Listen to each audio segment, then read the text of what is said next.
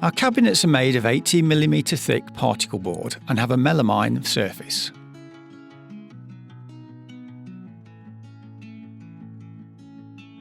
This ensures their strength and rigidity.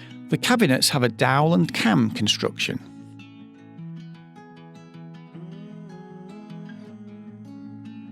By following the assembly instructions, you can easily assemble the cabinets using simple tools. If you use an electric screwdriver or a drill, make sure you adjust it to the right speed to avoid breaking the melamine.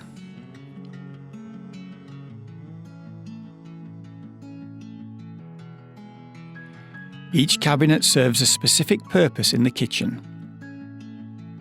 This particular base cabinet is made to hold an oven, sink or a hob, so it comes with a special top rail and a ventilation grid at the back.